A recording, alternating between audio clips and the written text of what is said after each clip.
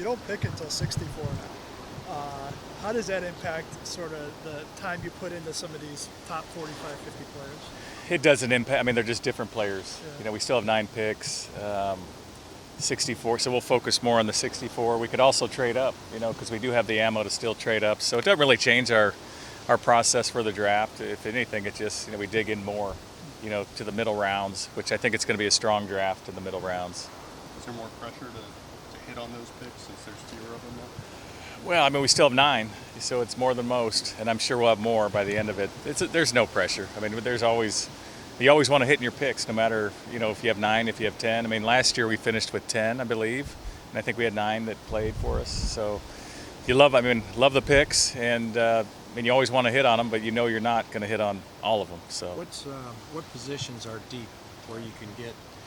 yeah, I think it's a really good edge class, you know, pass rush. I like the corner class, the offensive tackle class. So I think it's, you know, people have knocked the draft. I do think it's a strong draft, especially in the middle, like I said, where we're picking. Last year, you said on like day 3, it was all about special teams. Are you going to try to kind of keep that as an emphasis this year? It's always an emphasis on special teams, especially when you get in the third day. You're looking for traits when you get in the third day. You know, can they run? Are they athletic? You know, high character guys. I mean, you're looking through all of the draft, but especially that third day where they may not be whole yet, but if you have some traits to develop, especially special team traits, and then you can develop them into a defense or offensive player. You signed Williams last week that played that nickel spot. What Yeah. do you like about his tape? You know, he's just a really good football player. He's really tough. You know, for a guy his size, you know, he's really good in the run game. He's a really good blitzer, instinctive, short area quickness. You know, he has it all for a Nick, and he's played a long time and had a lot of success on winning teams and good defenses. How about Billy Turner? Billy's, you know, obviously he's really smart. He was with Coach Hackett, position flex. He can play all across the line, but really good athlete. He fits what we're doing, you know, from a schematic standpoint, you know, with the outside zone. He has the length you want, the feet, and pass pro. So we like Billy. You know, we like what he brings as a leader as well. Great leader, really smart, good in the locker room. What did Nathaniel share with you about Billy that maybe tipped the scales for him? I mean, you really couldn't ask Nathaniel because, I mean, he loves him. You know, he was a little biased, but he does. He loves him because the person, the player that he is. And so, I mean, you know, Nathaniel, he's all about relationships, and he has a great relationship with him. And I obviously trust Nathaniel in his evaluation. Does the Turner signing impact where Compton will start working at, or do you like a 3-headed right tackle coming? Yeah, I think probably ask Nathaniel, you know, about that, what they're going to do. You know, I know there's going to be a good competition, and the good thing is they all can play multiple positions, and that's, you know, we're always looking for flexibility on the offensive line, so it's going to be good. What about on defense, flexibility? We're hearing Baron Browning may work outside some. He obviously has experience doing both. Is that how you're seeing it at least? Well, we're still working through it, and but I think it's been talked about. You know, Baron, that's probably the best thing he did in college, is come off the edge and rush the passer. So we're just trying to put players in their best, you know, possible spot to succeed, and so we're going to look at that. Josh Johnson, what do you like about his tape, and how important was it to have a veteran behind him? Really important to have a veteran who really brings leadership to the room, someone that can help Russ and Rip, but if he has to play, can go in and win football games. And I thought he played well this year. He had 2 games. He threw over 300 yards. He's seen it all, and he's a pro. When you talk to him, you'll see it. He's like a coach on the field, and he's just going to bring that. You know, it's a great room with Russ and Rip, and you bring another veteran who really works and knows the process. It's really going to help our room. Yourself in Cleveland this year, the Rams last year, trading a lot of picks for quarterbacks. Do you think it's a cyclical thing? You know, I don't know the answer. It's probably worth, you know, a long conversation. I just think when you have a unique player, you go get them, and that's what we did. And I'm not sure about the other teams, but it was a unique opportunity for us to get a franchise quarterback, and we did. Georgia Broncos country pretty excited with the videos that mostly Russ was posting, but I guess maybe the website was too. When you see him out there working with most of his guys, how excited do you get seeing that? You know, it's great. There's a reason he's great. You know, and it's obviously he's talented, but the work he puts in, he's obsessed with winning, as I mentioned, and you see it. I mean, you see it when you look at the videos and our players down there, and that's hopefully going to spread, and you know, with our team and resonate with our football team, and I know it will. Is the door still open for Kareem and Melvin? Yes, it is. Have you had any conversations with them? We have. We've spoken with both their agents, and it's ongoing, and we'd love to bring everyone back, but we just can't do it. But we're still talking with those 2 really good players. With Russ's age, It's obviously not a 1 or 2 year window. How do you kind of balance making moves for this year versus kind of keeping the foundation right? Yeah, no, you always want a balance. I mean, we always want to win this year, and that's our number one focus. But we always, when you're in my seat, you have to look towards the future. So we are, and I think we've been prudent with all our signings and our transactions and our trade, and where we can win now and hopefully continue to build for the future. Among the inside linebackers, what separated Josie from the others in terms of bringing him back? Hi, John. Josie is just, I think he's a special guy. You know, he's special in our locker room, special on the field. I've said a number of times he was a glue that kept our defense together. He's just a guy we really wanted back, and he, you know, really instinctive, tough, you know, physical, makes plays. You know, doesn't have all the traits you want, you know, but he just makes up for it with his mind. Will you use all your top 30 visits?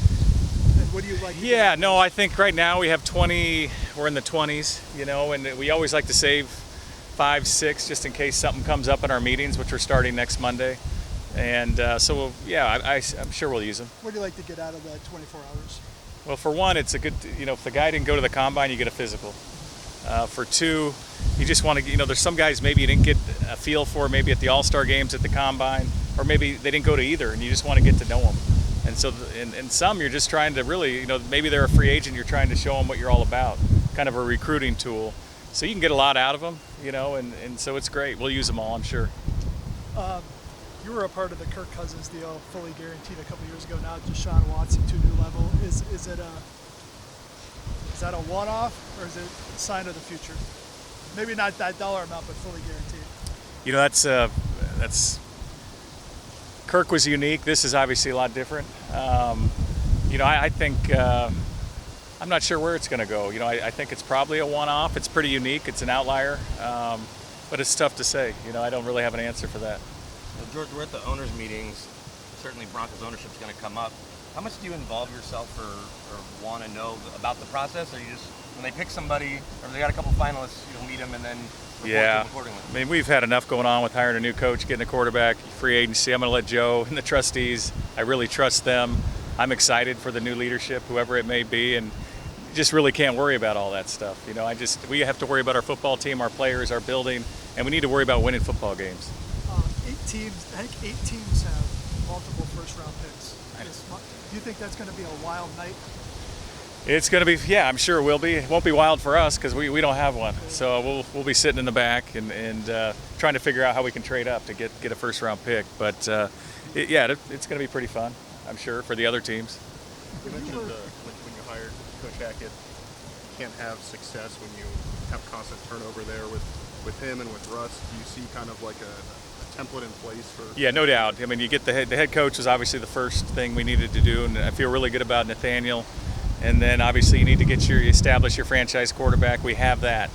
If you can have a franchise coach, franchise quarterback, it can really, you know, you can take that a long way, and hopefully that's what happens. When you were in a little more Minnesota angle, but you guys played Seattle a lot. When you would prepare for those games, what would stand out about Wilson that maybe isn't obvious? That he won. He always beat us. I mean, you can just see it when you get to the game early. You watch just his approach to everything he does. You know, he's out in the field early. Just he gets the receivers out there. You just see the leadership and his ability to win football games, even if the game's ugly. You know, and he brings them back in the 2015 playoff game against us. You know, he just wins, and he can beat you in so many different ways with his arms, with his feet. But he's a winner. What kind of note do you guys take of what's going on elsewhere in the division? Because obviously the buzz is that this is an all-time division potentially with the Chiefs and Chargers. Yeah, you always know what's going on in the division, and obviously the teams are stacking up in our division. But you know, it's early to say this is the best division or whatever people are saying. We're worried about the Broncos and trying to get up with the division. It's hard for us to really talk about competing in our division until we do. We really haven't competed in our division in 5 or 6 years. So we really just need to worry about ourselves and not worry about all the other stuff. You did wish Tyreek well. Yeah, I hope he does well in Miami. I do. I'm sure he'll do great. Were you pleased, or what did you think of that trade? You know, until they trade the quarterback and the head coach, I'm probably not going to worry about that too much. But no, I mean, he's a great player. They still have a lot of really good weapons, as you know. They have one of the best coaches. They have one of the best quarterbacks. So obviously they've set the standard, and we have a long way to go. In your experience, George, at corners like Surtain, where did year 1 to year 2, where did they make the biggest leap? Yeah, right there. I mean, for Surtain, I made a big leap from preseason to the first regular season game. So you probably won't see the dramatic, uptick for him because he's already playing at a high level. Now, is there things he can work on? Definitely, and I think he'll just keep getting better and be one of the best, corners in the NFL. I really do. How much do you think guys like Simmons, Surtain, Bradley, Randy can benefit from playing in better situations now that presumably the offense is going to put up more points? Yeah, when the offense is on the field more and they're scoring more, it helps the defense. So I think it definitely helps all those. I mean, there's a reason we got Randy Gregory, we have Chubb, we have some other rushers, because you hope we have a lead. We hope we're playing with a lead and we can rush the passer and get after it. But we also have to stop the run, something that we need to do better. Obviously, I don't think we were good enough in the run game, early downs, and then we needed to close games out. We weren't good enough. So that's why we got Jones and some other, we'll keep adding there in the D-line. I like some of our guys we already have, Purcell, Draymond. Deshaun Williams, really happy we were able to get him back. So, but yeah, it should help. Russ and the offense should help the defense. They're going to take up 2 overtime proposals here. From your perspective as a football guy long term, what do you think of the current overtime format? Does it need to change? I'm going to have to be. I still have to listen to both sides. I'm going to plead the fifth until I really dig in. But I think there's arguments for both sides, and I'm not trying to take the easy way out. I just really haven't. I'm going to hear today both sides, so I'll give you an answer maybe after they vote. Your first time at this event as a GM. Yes. What's sort of your role each day? Is it all meetings? Yeah, I mean I've been to this a number of times before, but yeah, we have meetings and pretty much most days, and so you're just learning about new initiatives, potential rule changes, that type of thing, which is always good. It's good to get out of the office and come and see some of your, contemporary, other guys you work with, and you talk on the phone a lot, but just being able to see them in person. Will they give you a projection on the cap 2-3 years from now? I don't know. I don't recall. You do that yourself? Yeah, we can do it ourselves, but they can give you a lot of those type of things, but I can't recall what they're going to give us. I got one more. Go for it. Sort of same year 1 to year 2, Javonte seemed to get better as the year went on, but where do you think the next step for him looks like? Just keep improving in the pass game. I mean, he can do it all. I mean, he's a really good runner, as we know. But just in the pass game, I think he's probably one of the better pass protectors, especially for a rookie. But he just keep improving there, and then, improving his hands and route running and all the nuances, that it takes in the pass game to get better. Well, let's get Coach Hackett this, but off-season program starts soon. How important are these next several weeks here with the new staff? Really, really important to develop that chemistry and camaraderie within the locker room, and just look forward to getting everyone there on the 11th. I know all our guys are working now on their own, and but it's going to be good to get them with this staff and start the process. And it's a process, and it starts on the 11th. Speaking of camaraderie, you guys were at the Nuggets game, some of your office and all the coaches. Whose idea was that, and how was that your first Nuggets game? That's my first game of any type except Broncos. Might be my last. No, I'm kidding. That's it's a team building, just getting together with the coaches and something that Coach Hackett and myself thought would be good to get everyone together, the coaches, the staff, and Nathaniel's really into relationships and connecting. It's great. It's great to get out with all the the people that are new and just getting to know them. I saw you there too. That was right. Yeah, I made a cameo. Do you have a couple position priorities for this next wave of free agency? Or do you think you're pretty much done there? We'll still look. We're still, like I said, we're talking to a few of our own, and there's a few positions we need to get some, more depth. We'd like to add depth, and so free agency drags on now. Even after the draft. So we're going to look for ways to continue, upgrade our football team. We can, we signed, I think, our right tackle in May, Bobby Massey last year. So we're always looking for, ways to upgrade our football team, whether it's a position of need or not. So.